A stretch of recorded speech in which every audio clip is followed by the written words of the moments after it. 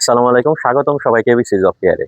Northern electricity supply PLC নেসকোতে circular হওয়ার পরেই অনেক প্রশ্ন আমাদের কাছে আসতেছে। তারই ধারাবাহিকতায় কয়েকটি প্রশ্নের উত্তর নিয়ে আমরা আজকে আলোচনা করব, যে প্রশ্নগুলো অধিক পরিমাণে আছে।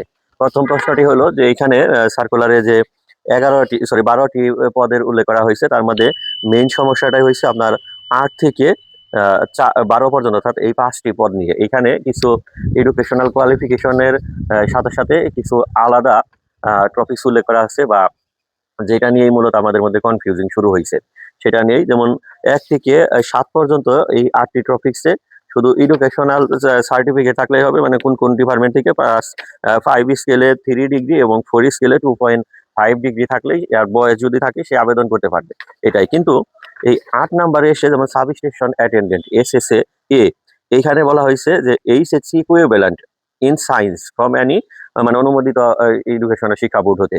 তার মানে এইখানে বলা হয়েছে যেটা, যে আপনার অবশ্যই এইচএসসি সায়েন্স থাকা লাগবে, এইচএসসি থাকতে হবে সায়েন্স, এবং মাদ্রাসা বোর্ড থেকে যারা আলিম পাস করে, দাখিলের পর আলিম যারা সায়েন্স থেকে, তারা আবেদন করতে পারবেন এটা।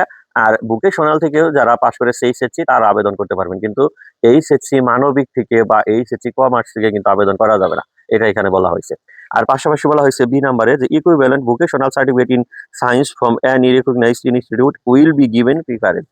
অর্থাৎ যদি কারো ভোকেশনাল সার্টিফিকেট থাকে সমমানের, যে এইচএসসি সমমানের সায়েন্স, এইচএসসি সায়েন্স সমমানের, সেই ক্ষেত্রে তাদেরকে অগ্রাধিকার দেওয়া হবে, এটাই বলছে। কিন্তু এই সার্টিফিকেট না থাকলে যে আপনার আবেদন করতে পারবেন না, তা কিন্তু নয়, ঠিক আছে। অর্থাৎ ধরেন যে 2 জন ক্যান্ডিডেট আপনার ইকুয়াল মার্ক পাইছে, এখন কাকে সিলেক্ট করবে? সেই ক্ষেত্রে যার এই ধরনের সার্টিফিকেট আছে তাকে সিলেক্ট করবে, এরকমই, ঠিক আছে। মানে তাকে অগ্রাধিকার বেশি দিবে।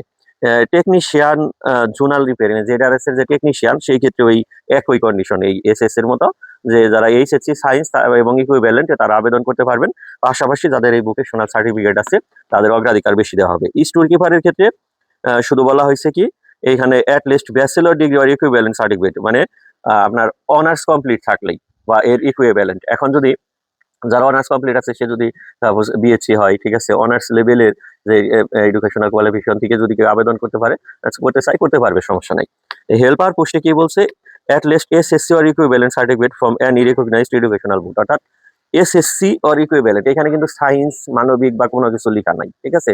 শুধুমাত্র আপনার যদি এসএসসি থাকে, যেমন তারপরে হলো ভোকেশনাল থেকে এসএসসি হতে পারে, এবং আপনার হলো যে মাদ্রাসা থেকে এসএসসি হতে পারে এই লেভেলের, অর্থাৎ সে আর্টস কমার্স সায়েন্স যে কোনো ডিপার্টমেন্টের হতে পারে, সে এখানে আবেদন করতে পারবে।